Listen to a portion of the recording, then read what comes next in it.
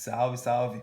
Bom, é o seguinte, como prometido, né, nas aulas anteriores, a gente já viu todo o conceito de proporção, de razão e proporção.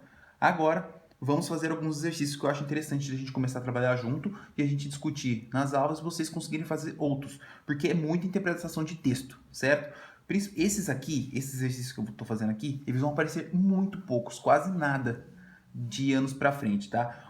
O que vai aparecer mais são as grandezas inversamente e diretamente proporcionais, que é o foco do último capítulo. Então, no último capítulo, a gente vai ter bastante foco com esse tipo de grandeza. Então, vamos lá. Vamos fazer o exercício aqui da página 63, exercício 1. Olha só o que ele diz. Divida o número 1197 em partes diretamente proporcionais a 2 e 5.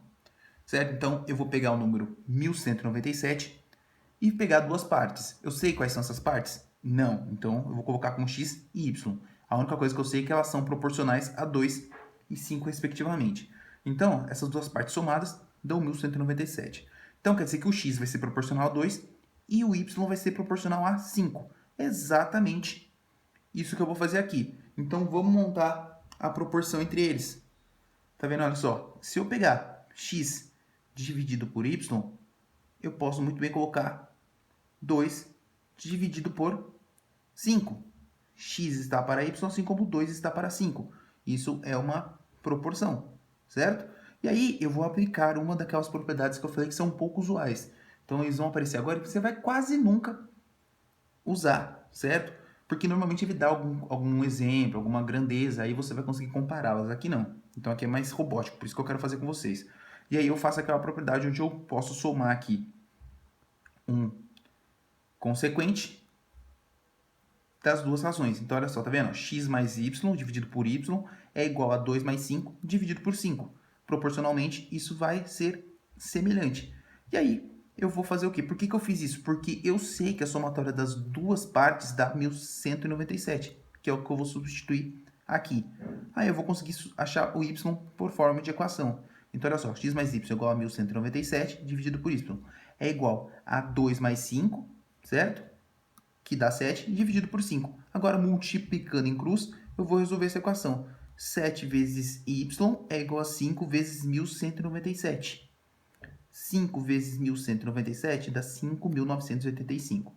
O 7 está multiplicando, vai passar dividindo. Então, 5.985 dividido por 7 dá 855. Então, quer dizer que o y é 855.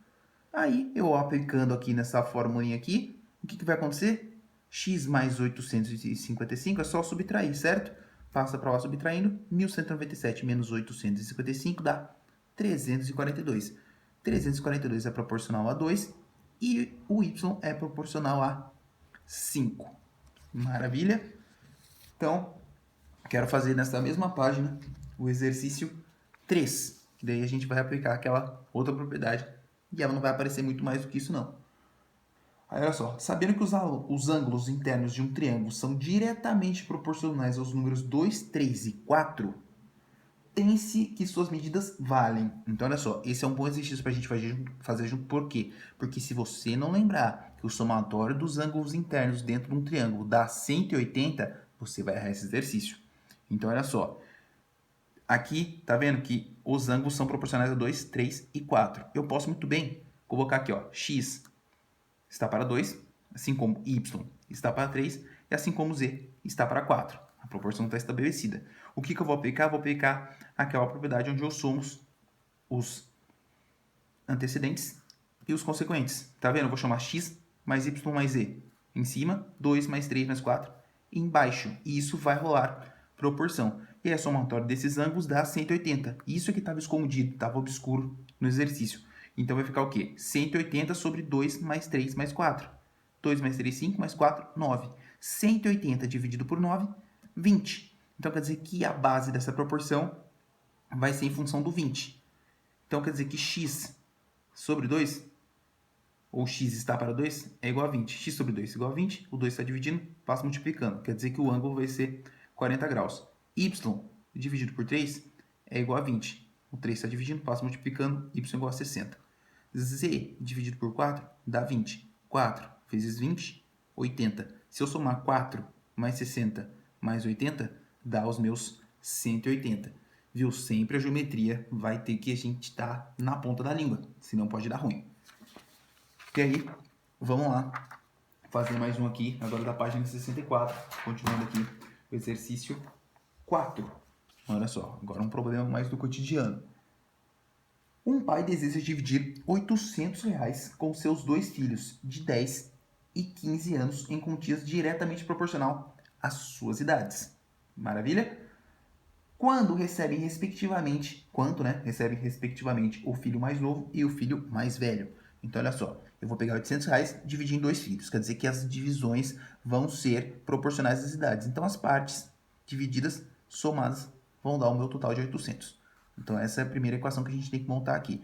E agora a gente vai montar a proporção em função das idades. A proporção do primeiro filho é em função de 10. E a proporção do segundo filho é em proporção a 15, que são as suas idades.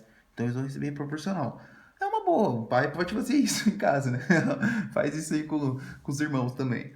Então, olha só, tá vendo? A proporção vai ser igual. Então, vai ser um valor fixo, que a gente vai descobrir se for fixo, a gente pode dar uma letra K como referência. Então, quer dizer que, ó, x está para 10 igual a K e y está para 15 igual a K. Vai ter uma proporção? Sim. Então, se a gente passar dividindo, ó, passa multiplicando, x igual a 10K. Tá dividindo, passa multiplicando, y igual a 15K. Então, eu vou ter que descobrir o valor de K para ver qual que é a proporção entre as idades. Agora, como x mais y dava 800, ó, agora eu descobri um outro valor para x e para y. X igual a 10K, y igual a 15K. Somando os dois, ó, dá 800. 10K mais 15K, 25K igual a 800. 25 está multiplicando, passa dividindo, K igual a 32. Aí, 32 é o K, então 10 vezes 32, 320. 15 vezes 32, 480. Se eu somar 320 com 480, vai dar o quê? Os 1.800. Então, olha só, foi o que eu disse para vocês. A gente tem que dominar muito a interpretação de texto e também a matéria de equações. Então, senão essa matéria de proporção fica muito pesada, muito complicada, porque você se perde no enunciado. Maravilha? Então, olha só, essas são as questões de números proporcionais. Agora a gente vai entrar na parte de grandezas proporcionais. Então, olha só, vamos lá para a página 73. Deixa eu colocar aqui a página para eu ler também. Exercício 3. Olha só o que diz o exercício 3. Dona Anita pretendia servir 240 ml de suco de laranja a cada uma de suas 4 netas. Mas outras 2 crianças chegaram e ela dividiu o suco igualmente entre todas. Quantos mililitros de suco cada criança recebeu?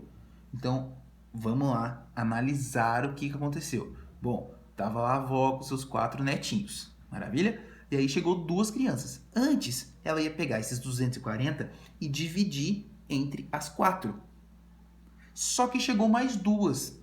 O que aconteceu agora? A divisão vai ser maior. E se a divisão for maior, a quantidade de suco para cada uma vai ser menor. Então, essa relação é inversamente proporcional. Porque quanto mais netas, mais crianças, menos quantidade de suco para cada um. E como é que eu monto uma grandeza inversamente proporcional? Eu multiplico as proporções. Então, antes era 240 por 4 crianças. Agora vai ser alguns ml, que a gente não sabe, vezes as 6 crianças.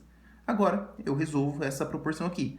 Esse 6 está multiplicando, vai passar dividindo. Então, vai ficar 240 vezes 4 dividido por 6. Fazendo a simplificação, ó, 6 dividido por 240 vai dar 40. 40 vezes 4, 160. Certo? Então, quer dizer que cada criança agora vai receber 160 ml cada uma. Maravilha! Então, olha só, cada neta ia receber 240 ml. Agora vai diminuir essa quantidade, certo? E aí, vamos fazer um aqui de grandeza diretamente proporcional, que seria o 4. Na confecção de Marcela, em 5 horas de serviço, são produzidas 450 camisetas, trabalhando no mesmo ritmo. Quantas horas serão necessárias para que a confecção produza 1.300 camisetas? Então, olha só, como é que a gente dá a analisada que isso aí são grandezas diretamente proporcionais. Porque quanto mais horas trabalhadas, mais camisetas eu produzo. Então, é diretamente proporcional. Então, analisa esse texto, interpreta, lê de novo. Não adianta ler e falar, não entendi, porque daí vai ficar complicado da gente resolver. Então agora a gente vai montar uma relação diretamente proporcional, que quer dizer o quê? Ó? A cada 5 horas são produzidas 450 camisetas. Quantas horas eu vou ter que desembolsar, vou ter que gastar para produzir 1.350? Tá vendo que a proporção foi montada? Agora o que eu faço? Multiplico em cruz. Então vai ficar 45, ó. Olha só que já dei um golpe aqui para diminuir, ó. Pela nossa propriedade da multiplicação, tudo que eu faço de um lado eu faço do outro. Então eu dividi por 10 esse lado e dividi por 10 esse. Para quê? Para cortar o zero e diminuir o tamanho da conta. Se você perceber que dá para simplificar, simplifica antes. Dava para ter simplificado até mais. Ó. Se eu simplificar esse 5 com esse 45, ficaria 1/9. Mas aí eu só não diminui mais ainda para você não se perder na simplificação, porque às vezes você se perde. Agora, 5. 45 vezes x vezes 5 vezes 135. Agora eu posso até simplificar se eu quiser, mas o 45 tá multiplicando, vai passar dividindo. Agora eu simplifico, ó, 5 com 45 dá 9 aqui embaixo. 135 dividido por 9, 15. Quer dizer que eu desembolsaria 15 horas para produzir 1.350 camisetas. Vai ter uma matéria do próximo trimestre que a gente pode até pensar em resolver isso aqui de cabeça se você percebesse. Bom, tá vendo que em 5 horas eu produzo 450 camisetas. Se você perceber que 450, ou 1.350 no caso, é o triplo de 450, quer dizer que eu vou gastar o triplo de horas quando a grandeza for diretamente proporcional. Se eu produzir o triplo de camisetas, eu vou gastar o triplo do tempo. Tá vendo que as razões são proporcionais? Então, ó, 3 e 5, 15. Então, se você perceber, isso podia ter feito até de cabeça. Essa vai ser o pulo do gato dessa nova matéria que a gente vai começar a conversar na próxima aula. Maravilha? Então é isso.